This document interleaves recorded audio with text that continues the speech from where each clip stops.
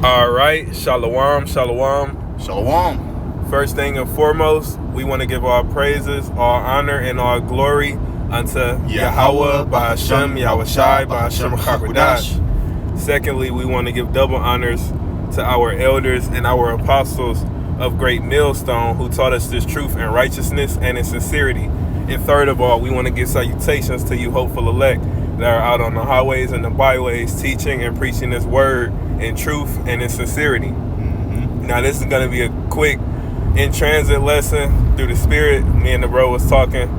We just left from camp, and one of the topics was the missiles that are soon to be shot off on this here planet Earth, and mainly here in so-called America, which is spiritually Babylon the Great, to destroy this place. So we're basically going to be going into the fact that there's missiles within the scriptures, and that the Lord has spoken, a fiery judgment upon this place. Right.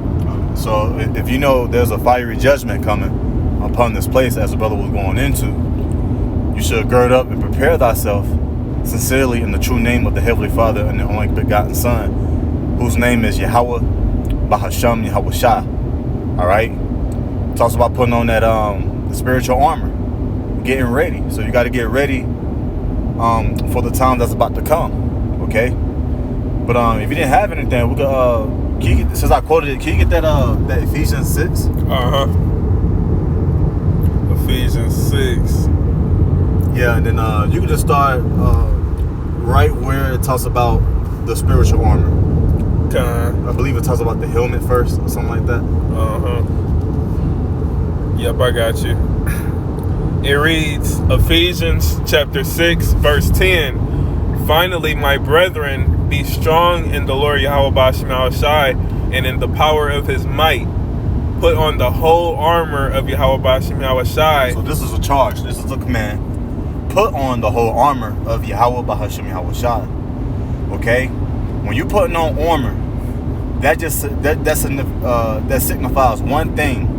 All right, that there's danger out there somewhere.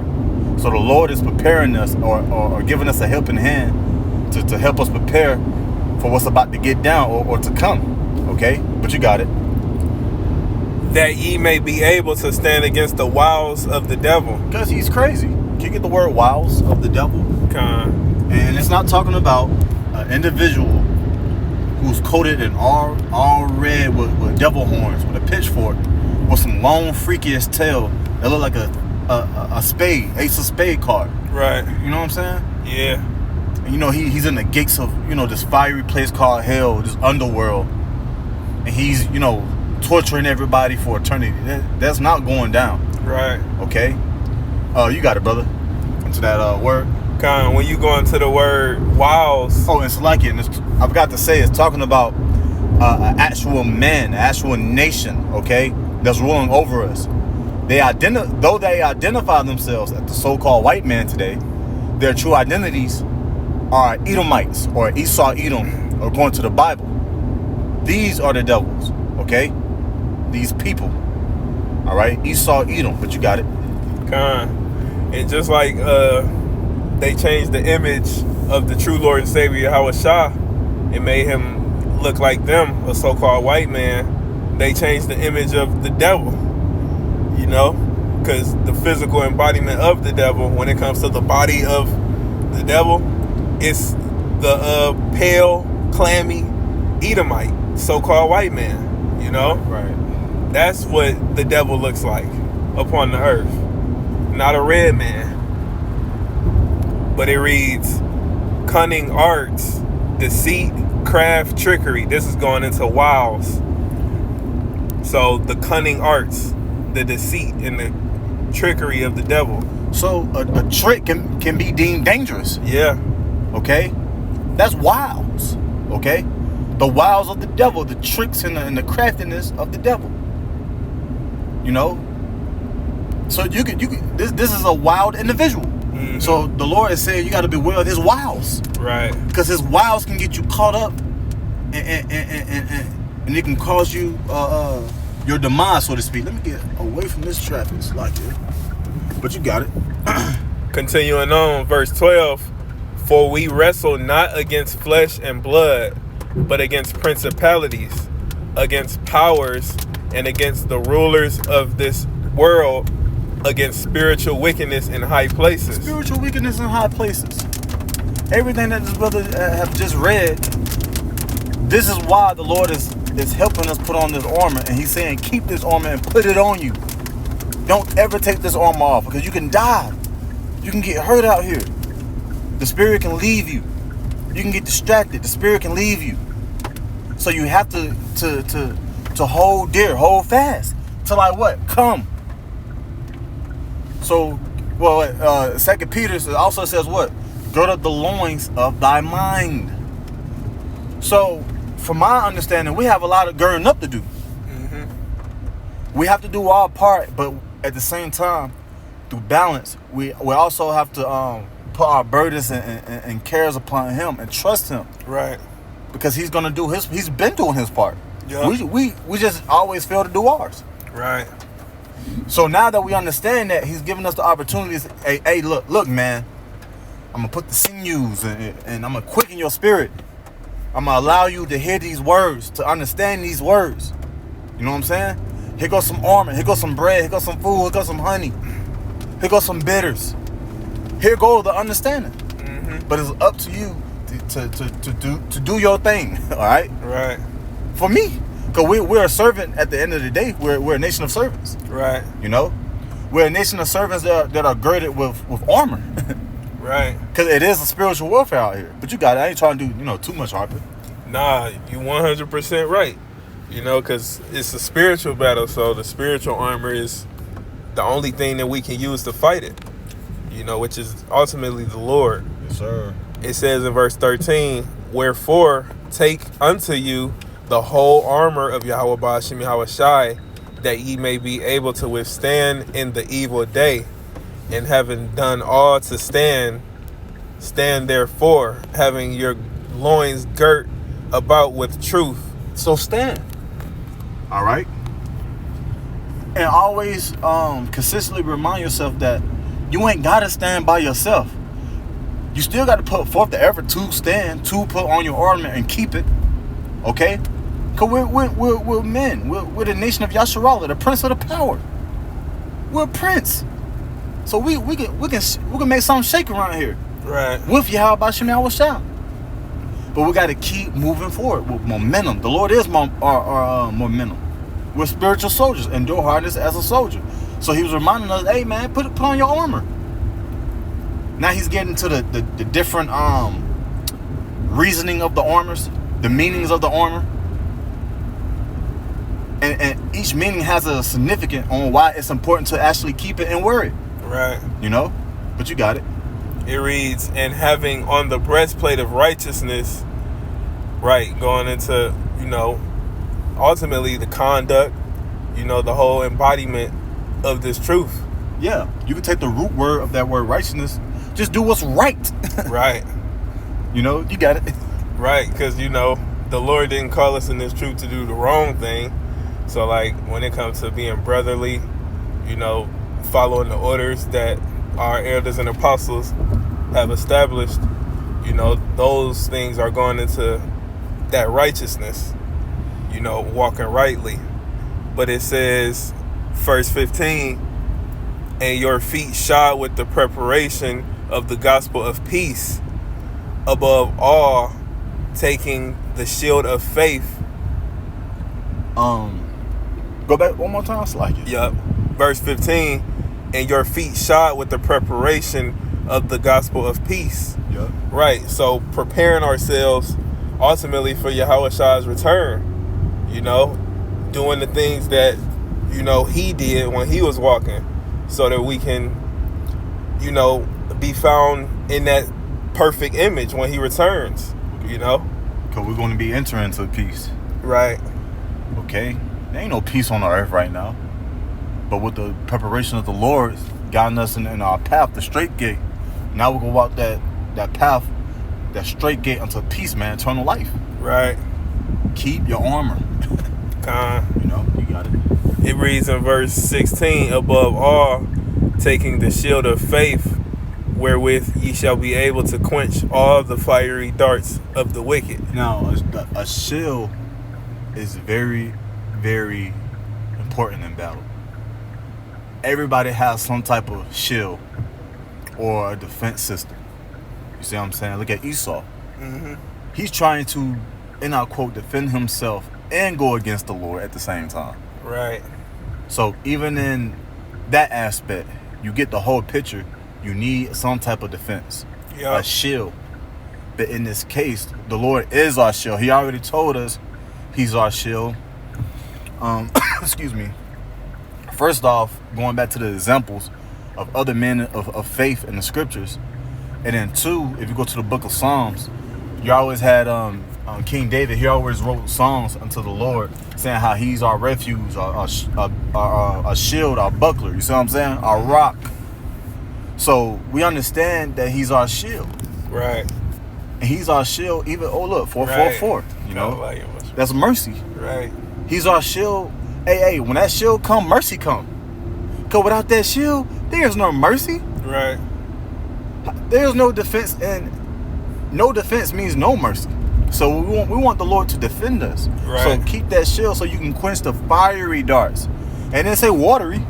It didn't say sandy, gravel. Mm-hmm. You know, other terms it could have used. These are fiery darts. If you know what a dart is, it kind of, I'm thinking about an actual dart you can throw, or a javelin, mm-hmm. or some type of weapon you can throw. Okay. Now imagine that, 10 times bigger. It's a missile. Yep. The fiery darts of the missile. When you go into that word missile, it goes to the Greek word balos, and then it says javelin. Matter of fact, go ahead and get that word missile. Darts. Missiles are in the Bible. Yep. No, we're not making this up. It's literally in the Bible, and the Lord is warning us that these missiles are going to be shot to destroy. And the Lord is going to allow it to happen because this place needs to be destroyed. For real. But you got it. And it's plain as day. It reads, it's pronounced belos, and it means a missile, dart, javelin, arrow. See? A what? A missile. A what? A missile. It don't say embargo. Right. It don't say. Now I know people was using that term for the MOTB, but you get it. Right. Missiles are actually in the Bible. Matter of fact, can you get Revelation 9?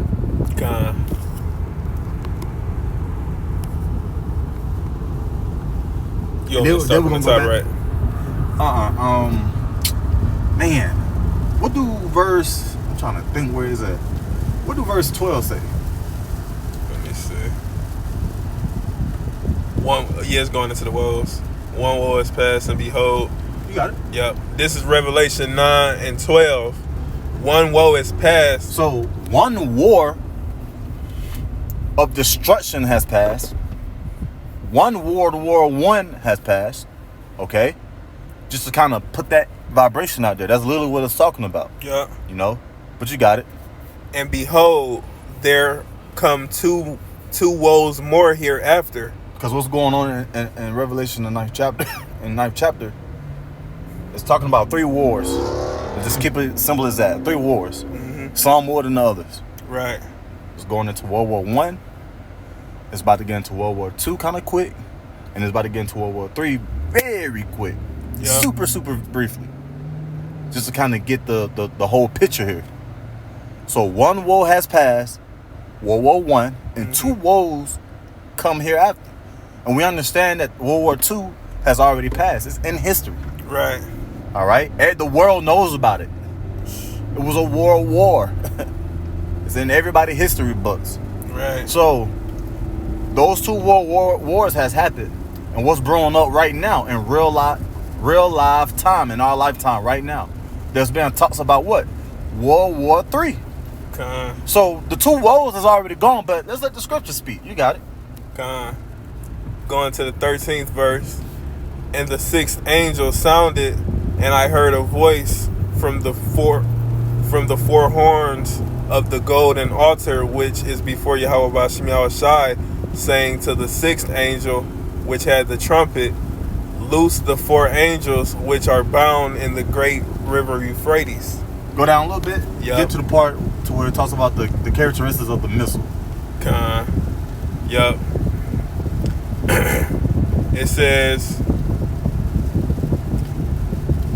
verse 17, Revelation chapter 9, and thus I saw the horses in the vision, and them that sat on them. Now, we gotta say this part, bro, cause it ain't talk about no damn Pegasus. Right. It ain't talk about that Greek mythology, that people love to look at.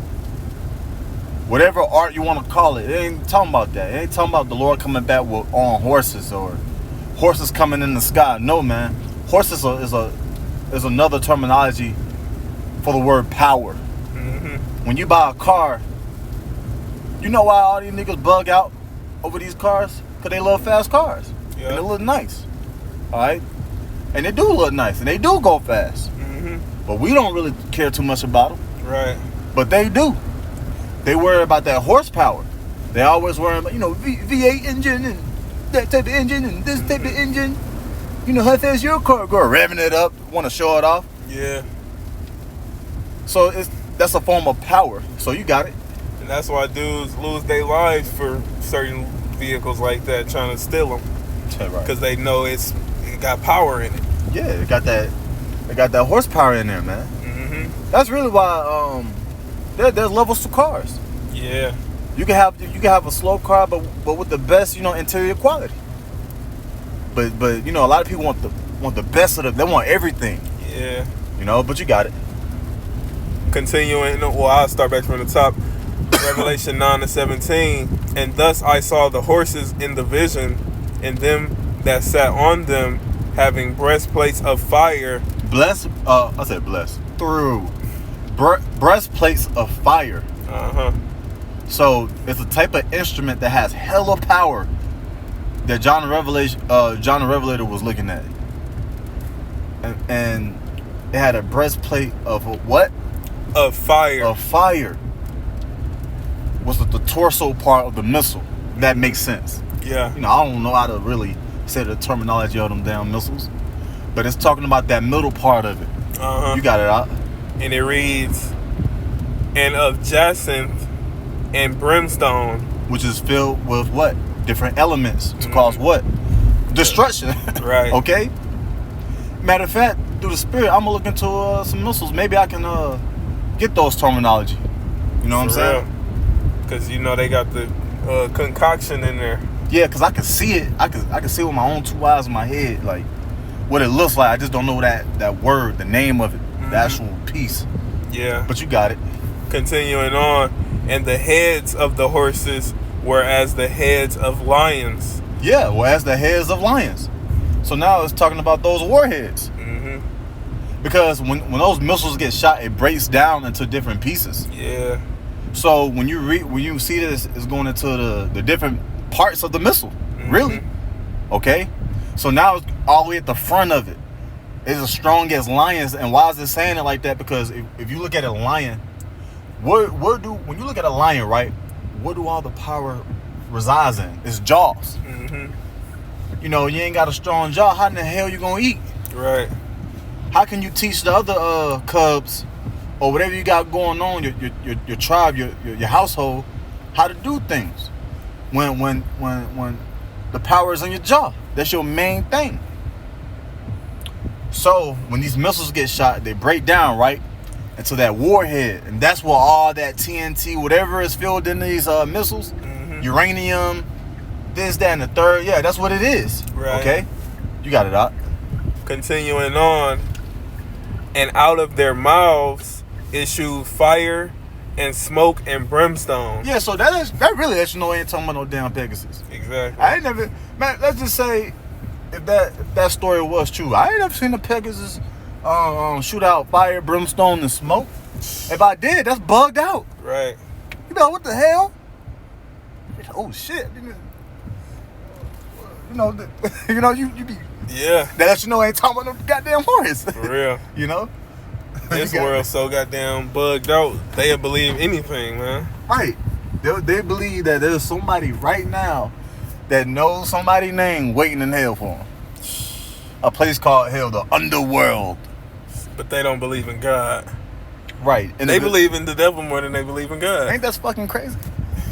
But we're not surprised though. Right. It's a godless world. Yep, you got it. Verse 18, by these three was the third part of men killed, by the fire and by the smoke and by the brimstone. It's killed. Let's just say if it was a luscious, soft, exotic looking Pegasus. Alright? That was giving out smoke and they was ready to kill you. See, that don't add up. Right. It don't make sense, man. Right. And then this is obviously going into the destruction, man. Because the nukes, when they drop, everybody that's close, like the impact zone, they getting eviscerated from the fire. And then people that's a little further away, well, the smoke is engulf the whole planet. Yeah, within this radius and all that. Me? Yeah. So people go die from the smoke. People go die from the flames. People go die from the brimstone, rocks flying around, smacking stuff. Yeah, the scriptures goes into a wormwood. Yep. The scriptures goes into actual bunkers. Them hiding themselves in the bunk because destruction is coming. Right, they know. So keep your armor, Jay. Yep. Destruction is coming. Was that it? Verse 19, for their power is in their mouth and in their tails, for their tails were like unto serpents. Yeah, because if you look at a serpent, it don't have legs, it don't have arms. So what guides that serpent to its destination or to its prey or whatever the serpent is going? Its tail. It slithers. Right. That muscle, they actually sit. They don't get up on two legs like us and walk. Right. Just like those missiles. What guides the missiles? The end of that tail. That all that fire is being released. Yeah. So the power is in the front, but that tail though, is like a serpent. Right. Just like helicopters and planes got propellers. Yeah. It's ready to strike you. Right. Missile strike, man. They like a serpent. Come on, you can't make these things up. You got it out. It reads, for their tails were like unto serpents and had heads, and with them they do hurt. Yeah, meaning they kill you. Right. Oh, it hurts. We look at the World War I pictures, World War II pictures. You had a couple of vets come to your school back in the day that show you pictures and stuff. Boy, that was hurt. Even to this day. Okay? Man, this World War III, when it pop off, the Lord is going to hurt again, even more. Even more. Y'all it's the final hurt, Salaka. Yeah, wearing this out. Apostle Elder Good Millstone fucking hurts. But we stay strong in the Lord. Man, Esau got another thing coming. And the people who join hand in hand with these devils. Right. But you got it. And that was the point on the missiles. Okay, kind. No. So that was the whole point. That's what's going to cause this lake of fire. That's what's going to cause the end of a world and the beginning of a new world. Think about what I just said. It's not a me thing. I'm just emphasizing that this whole world ain't about to be destroyed. And then two, the new world that I'm talking about is New Jerusalem. Right. Because this place over here in America, which is Babylon the Great, according to the Bible, will be destroyed. God. You got it, bro. And I'm going to just grab Isaiah 66 right quick. Verse 15. It reads, because this is explaining how the Lord is coming, and this is further iterating that fire, and death by fire is soon to come, which is going to be brought through him, which is about to explain, and through the missiles like we just read. So it reads, verse 15, Isaiah 66, for behold, the Lord Yahweh Ba'ashem Yahweh Shai will come with fire. So he's bringing fire with him, and with his chariots like a whirlwind. So he's going to be surrounded by chariots, That's not speaking about, the ancient chariots with horses on land. It's going to be so-called UFOs in the sky, you know. Right, and that's going into destruction as well. You know, the scripture talks about that east wind and also a destroying wind, man. When them chariots come, first off, those the spirit of power of the Lord is going to be upon those missiles. And then when those chariots come, they're going to actually be delivering and destroying as well. Right. They're going to be everywhere. Every eye shall see. But really, every eye shall... We're going to see the chariots, but when every eye shall see, that's really going into the glory of Yahweh Shah too. Yeah. Really. You know, but you got it. It reads, to render his anger with fury and his rebuke with flames of fire. But he loves everybody. Y'all are thinking about the white man. When God comes in y'all hearts, or a picture of God comes in y'all minds, first off, y'all don't think about the God of Israel. Y'all thinking about this white man and how soft he is and delicate. Man, look, man, our power is austere. He ain't playing with nobody. He ain't even playing with us. Like, come on, man. Right. That's why you should fear Yahweh Ba'Shem Yahweh Shah. Okay? But, was that it? Verse 16. Okay. For by fire and by his sword will the Lord Yahweh Ba'Shem Yahweh Shai plead with all flesh. And the slain of the Lord Yahweh Ba'Shem Yahweh Shai shall be many. So that word plead, when you go into it, is speaking about judging. You know, the Lord is going to judge by fire and by his sword. You know, using the chariots, the missiles, you know, all of these manners of weapons and artillery that the Lord is going to use to destroy this kingdom, you know. But that's how he's going to plead. And it says the slain of the Lord shall be many. So that shows the Lord ain't loving everybody. You know, there's many more that's going to be slain than saved, as Second Esdras goes into. Right. Like a wave compared to a drop of water. The wave is those who's going to perish, and the drop of water is the elect of the nation of Israel specifically that's going to be saved. You so-called blacks, Hispanics, and Native Americans. Mm-hmm. Yeah, that was spot on, bro. But yeah, man, you know, that proves the scriptures is true. That proves that the Lord don't love everybody. He's not with this place. Nothing with this place. And if he has any type of dealings with this place and with anything, he's with the remnant, the elect, because it's already written. You know, those who was given to the only begotten Son are thine. Yeah. You know, what, John 17? Mm-hmm. So yeah, man, you know, but with that, I want to close up. I give all honor, glory, and infinite praises to Yahweh, Bahasham, Yahweh Shai, Bahasham, Chakradash.